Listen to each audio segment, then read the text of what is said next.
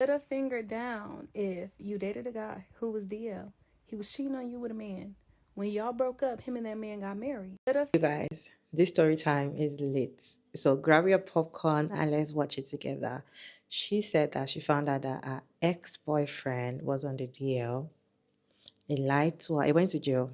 He lied to her that he went to jail for drugs, but then he went to jail for something else, something very serious. And he got married after they broke up. She kind of found out through the phone bill and all of that. Let's watch the story time together. It's about part one to part five, I think. But it's quite short and interesting. So let's watch the story time together and I'll see you at the end of the story time. Finger down if you dated a guy who was DL. He was cheating on you with a man. When y'all broke up, him and that man got married. Then they got divorced. Now he's married to another man and he dresses like a woman. Just me? Story time, besties. So boom, this story time is from 9 years ago, y'all. And y'all know it was in Atlanta. It's always Atlanta, bro. He said, I don't know who needs to hear this, but your husband is not in Atlanta, sis. So boom, it's the summer after my sophomore year of college, and I'm working at the Cheesecake Factory. One thing about the restaurant industry in Atlanta, y'all, it's like people be trying to haze you. They be acting mad weird when you start. So I really didn't have no friends at the Cheesecake Factory. I just came in that joint, did my job, and went home. So one day I'm in the kitchen, I'm grabbing my food out the window, and the dude is like, what's your name? And I'm like, Benita. And y'all, he showed me his tattoo on his wrist, and it say Benita, and it's spelled just like my name. And I'm like, he like, yeah, let me get your number. That was mad corny. Like, he said that was his first girlfriend or whatever, his first love. And I gave him my number. So, boom, we get to kicking it. We get to talking, whatever. He is cool. He from Jersey. He ended up telling me he was locked up for 5 years because of drugs. But, you know, now he live in Atlanta and he started fresh and he just trying to get his life together. And one thing about me, y'all, I ain't never judged a man that been in prison because my brothers done been in prison. And I just... yeah, like, as a black person, like, you know, people go to prison unjustly and all. So I never had no judgment because of that. So fast forward some weeks, I ended up sleeping over his house this one night. And usually our schedules didn't really align. Like, I would work during the day and he would work at night or vice versa. So the day after I slept over his house, that morning I went to work and it was this one boy at the job that had an attitude with me, okay? We're going to call him Richie.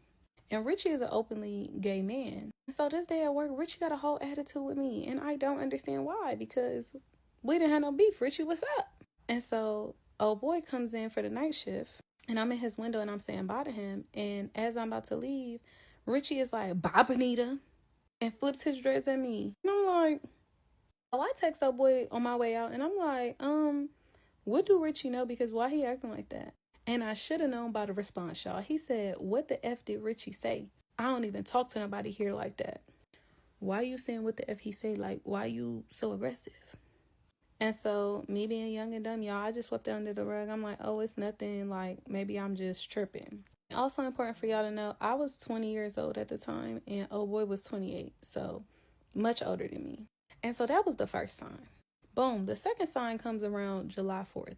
July 4th weekend, his cousins had came into town from Jersey and they had got a section at Compound. If you know Atlanta, you know about Compound. Compound used to be stupid lit back then. I don't know what it'd be like now, but it was lit, especially on 4th of July. The sections was popping. Like, I still have Snapchat videos that I look at like, dang, it was lit. And so, boom, first of all, when I get in the section, I'm like, I definitely chose the wrong cousin.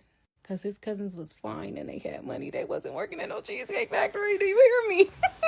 But anyway, so his sister and his cousin was there too. And y'all, the whole time the party going on, it's like he keep trying to grab his cousin and his sister to come twerk on him. And even they are uncomfortable and pulling away. And I'm looking at him like, bro, your girl right here, you not trying to dance with me, but you trying to, like, I'm confused. And I don't know about y'all, but I ain't never seen no straight man want his sister to twerk on him. So y'all, we really get into it that night. Like, get into it. Like, I leave the club type stuff because, yeah, you out here, I'm embarrassed. Like, what? And this man really goes in on me like, bro, what? That's my sister. That's my blood, bro. Da-da-da-da. Like, really, like, went in. And so I'm like, yeah, okay. So after this, I'm really having my suspicions, but I'm in denial because he's so masculine. Like, literally so masculine, so hard, y'all. Mind you, he got twins. He has kids back in New Jersey. I think it was twins and, like, another kid. So I think he had 3 kids. So I'm like, ain't no way that bro is gay, bro. Like, he can't be. The full story time is already on my channel, but meet me in part 2. One of the dumbest things that I've ever done was put a man on my phone plan. But by putting that man on my phone plan, I was able to expose that he was DL.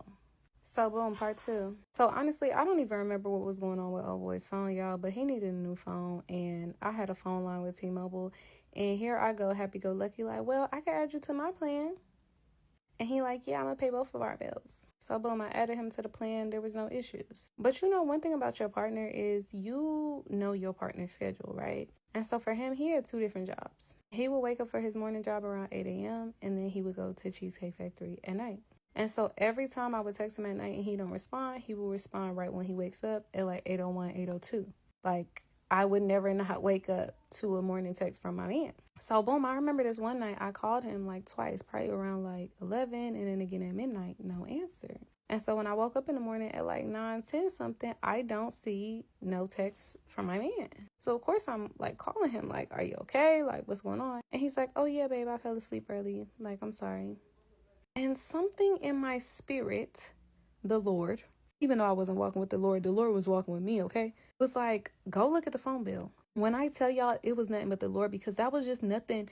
That wasn't even something that I would think about, right? Like, I would more so pull up on him and be like, let me see your phone, before I would think to go look at the phone bill, because who thinks that? And sure enough, y'all, when I go look at the phone bill, this man was on the phone for 4 hours, from midnight to 4 a.m. Had to be up for work at 8, but you was on the phone till 4 a.m. ignoring my calls. Who was you talking to? So at this time, y'all, I'm playing detective, and I'm playing it cool. I ain't even telling him that I seen that he was on the phone for 4 hours, because why would I tell you that? You know what I'm saying? So I was like, oh, babe, you was asleep? He like, yeah, I went to sleep early. I was like, oh, you sure you went to sleep early?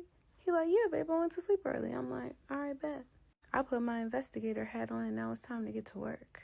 So boom, first things first, I called a number. Oh, I called a number, and one of my gay sisters answers the phone. And I'm like, hello, who is this? And she go, this is Linnell. Who is this?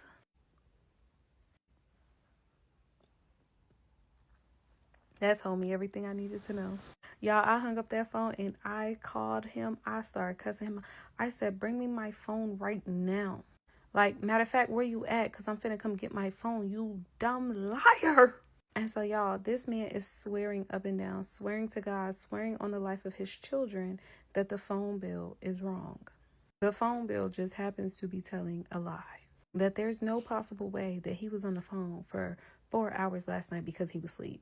But I'm not stupid. I'm not buying it. Meet me at the T-Mobile store, boy. We taking this phone back. Stop playing with me. So, boom, we end up meeting at the T-Mobile store. So, I remember asking the associate right in front of him. I'm like, ma'am, how accurate is the phone records? Like, if the phone records say a call was made, is there any possible way it could be a mistake?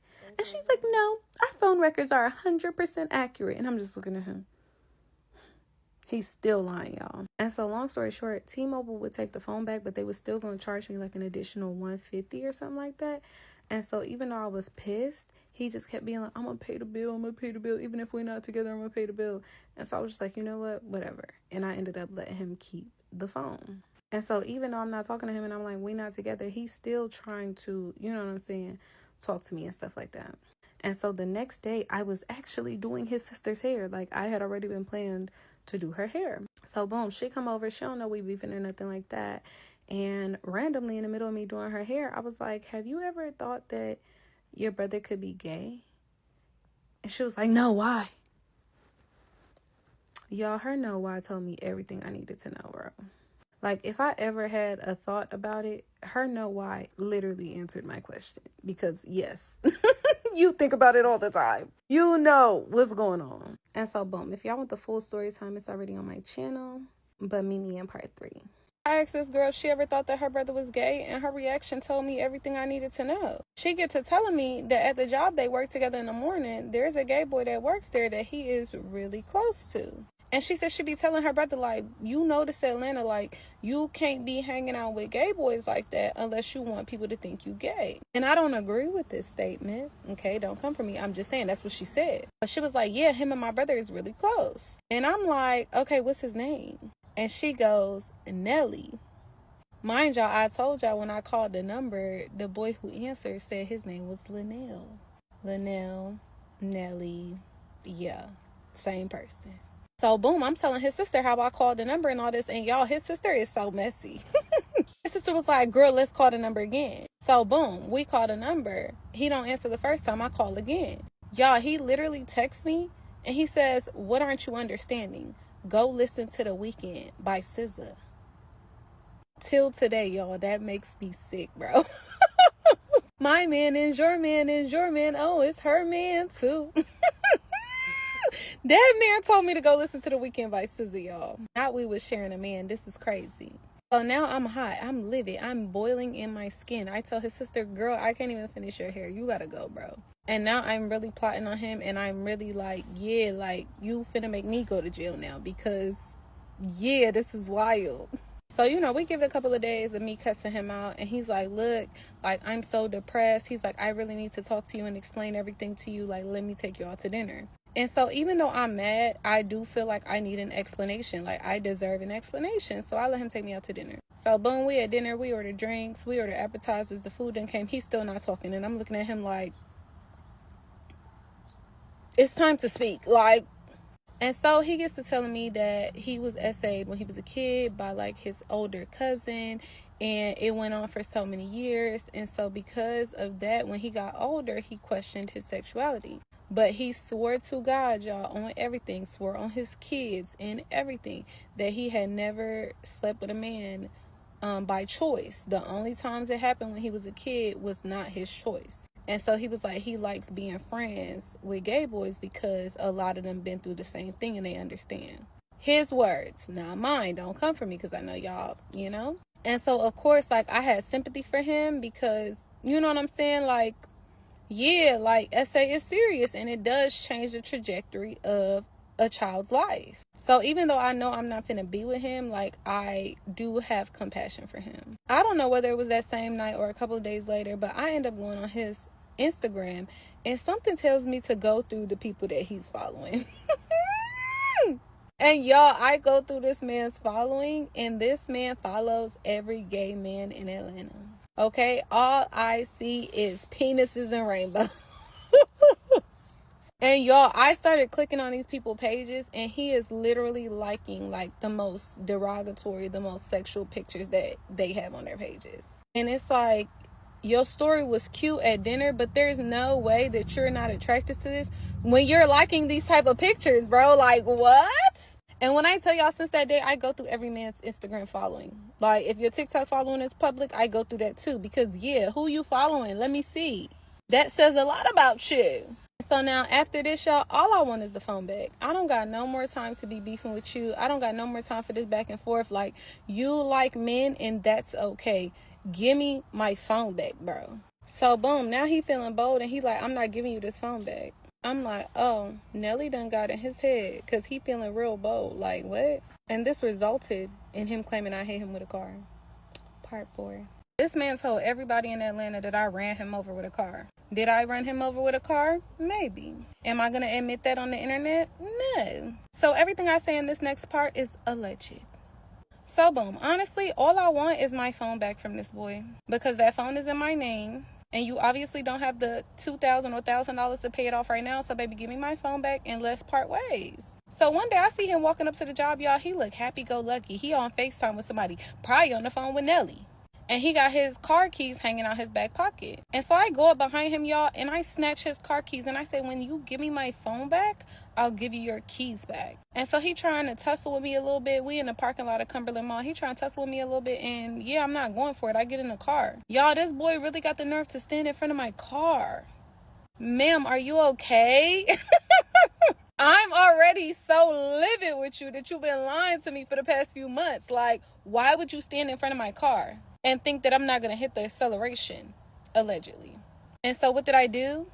I politely moved him out of the way by any means necessary. And so, boom, I'm on the way home. At this time, I live all the way in Fulton County. This just happened in Cumberland, which is Cobb County. And so I get a phone call, y'all, and they're like, yes, ma'am, is this Benita? This is Cobb County Police Department. We need you at Cumberland Mall immediately. I'm like, sir, I'm like an hour away. Like, what's going on? He's like, yeah, we have reports that you hit someone with a car. I said, oh, no. Like, I've been home all day. Like, I live in Fulton County. Like, I don't understand. So, oh, ma'am, I'm so sorry. Yeah, sorry. Y'all, I went home and that was that. Mind you, we both still working at the same job together, so I'm sure we're gonna see each other in the next couple days. So boom, that whole night he calling me, he blowing on my phone. I literally just kept answering the phone and was like, "You giving me my phone back?" He's like, "No, you crazy, bitchf you, you not getting this phone back. Cool, you not getting your car keys back." And so somebody had to tell me later that he ended up having to break into his apartment, y'all, because I guess he ain't had no other way in. His sister did have a spare key to his car, though, so she came and gave him the spare car key. And so, boom, a couple days go by, and now I'm thinking even more shiesty. I'm like, I'm going to move his car, so now you don't have a car. I pull up to the mall, I see his car, I hop in his car, I drive his car, y'all, across the street to like one of the one of the shopping centers across the street, and I park his car in the cut. And so boom, when he get off work, boom, calling me, "You crazy, bitch, where's my car? Where's my car?" I'm like, "Who are you talking to? Are you ready to give me my phone now?" He like, "No, F you." Like, y'all, he cussing me out. And I'm like, "I don't know what you're talking about." Sure enough, calls the police on me again. So boom, Cobb County PD called me, and I'm like, "Sir, ma'am, I don't know what you're talking about. Like, I promise y'all he's crazy. Like, da da da da." Long story short, y'all already know old boy is a felon. How you a felon and you calling the police anyway? But the police ain't rocking with him. They don't do nothing, okay? All they do is file a little police report, but they're not doing anything for him. And mind you, the car is parked. It's not like I'm driving the car around. So, yeah, I didn't steal the car. I moved the car. So boom, probably the next day, y'all, he's had some time to sleep on it, to smoke on it, to talk to his family about it, and he's ready to give me the phone back. Yeah, that's what I thought. So I told my homeboy Josh, I'm like, "Come on, Josh, we're gonna go pick him up, take him to his car, and get my phone from him." So I pull up to his house with Josh, and I'm like, "Yeah, hop in the car." And y'all, all of a sudden, he think I'm trying to set him up. He acting all scary. He don't want to get in the car. I'm like, "Boy, get in the car so I can take you to your car. Like, it's not that deep. Like, you said you're going to give me the phone. I'm going to give you your car back." Like, y'all, he causes a whole scene, jumps on top of my car, starts punching my windshield, y'all. The police gets called again. This time when the police come, they over here talking about they gonna send both of us to jail. They're like, "We're sick and tired of this. Like, whatever domestic violence y'all trying to have going on, we're gonna take both of y'all to jail." And the police basically don't do nothing. They write him police report. They write me a police report. They're like, "If y'all want to go to civil court, y'all can." But yeah. So now I had to get a whole new windshield because of this dumb ninja. So boom, his sister called me a couple days later. His sister's like, "Yeah, I'll meet up with you, and you could take me to the car. I'll give you the phone back, Benita." Like, my brother just really need his car. I'm like, "Okay, bet." I would have gave him his car back 2 days ago, but he acting scared to get in my car, like I'm finna do something to him, even though I should. But it wasn't even like that. So boom, she pull up. We meet at the mall. It's her and her grandma. Me, her, and the grandma drive across the street to the car. Y'all, the looks on their faces was so funny because they could not believe that the car was right there. Like, yeah, the car was right there the whole time. Y'all sitting up here making it seem like I done took this man's car out the state. Like, the car was across the street. And so boom, she gave me the phone back, and everybody is happy now. I'm ready to move on my life. You're ready to move on with your life. But wait, there's more. Part 5, and that's gonna be the last part. I don't know what's worse, finding out that my man lied about why he went to prison, finding out that my man was dating a man before he was dating me, or finding out that my man married a man when I broke up with him. My God. I left this part out, but I don't even remember where it fell into the scheme of things. But I remember one day I was at his house, y'all. I went through his drawers and I saw paperwork for ex-offender registry. And I'm like, "What is this?" So I get to doing New Jersey case search. And the man that told me that he went to prison for 5 years for drugs actually went to prison for 5 years for a little boy. So remember I told y'all that he said that he was essayed growing up? He grew up to become that same offender to someone else's child. Absolutely sick. On top of that, I ended up linking up with Richie. If you don't remember who Richie is, go back to part 1. Richie started telling me how they was in a whole relationship before me and him got together. And that's why Richie didn't like me. Because out of nowhere, he blindsided Richie and broke up with him and said it was because of me. Him and Richie had been together for 4 or 5 months. They had even traveled together, y'all. I had seen pictures of him in Miami. I said, "Oh, who you went to Miami with?" He like, "Oh, I went by myself." Y'all know. He went with Richie. And Richie said the only reason why he didn't tell me the truth was because old boy was like, "Look, this girl could be my wife, blah, blah, blah, blah, blah. Like, I really want an opportunity with her, all this stuff. Like, I really like her." And so Richie chose to keep it a secret. and let him be DL. Lastly, we obviously knew some of the same people because we worked together. And one of my old homegirls had told me that him and Nelly ended up getting married after all the drama.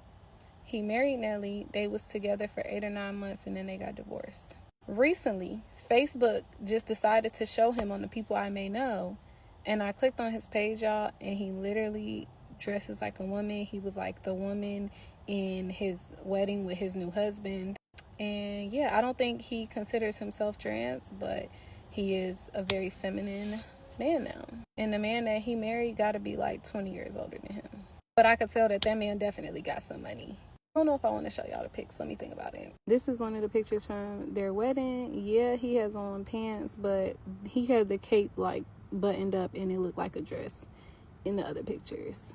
I don't want to be too messy, so this is the only picture I'm going to show y'all. The end.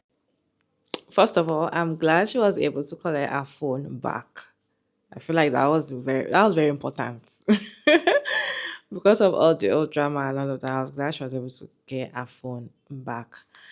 But then, you guys, what is your take on this story time? How would you feel if you're in the position knowing that your boyfriend was on the deal and later on is already dressing like a girl and got married to a man?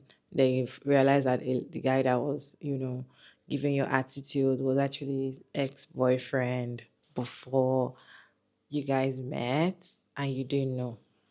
Imagine him telling the Richie guy that I see her as my wife, so don't tell her that we have something going on.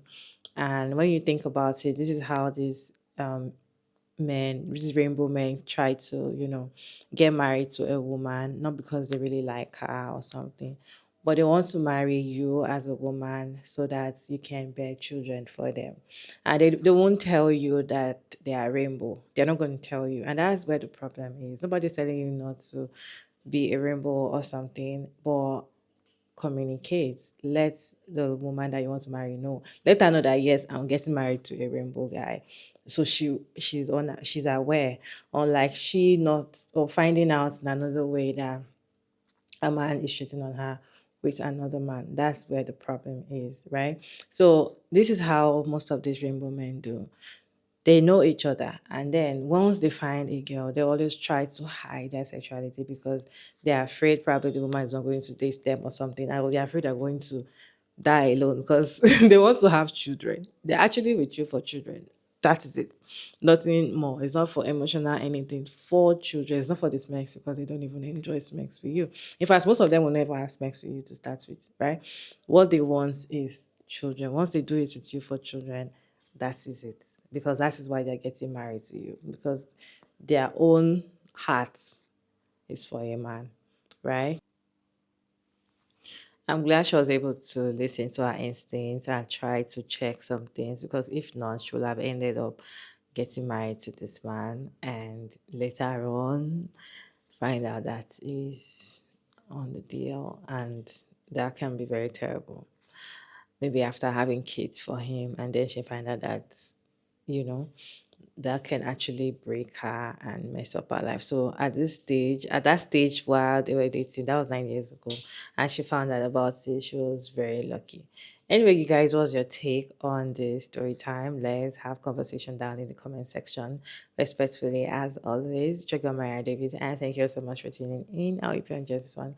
Please like and share and subscribe, and I'll see you in my next one. Bye.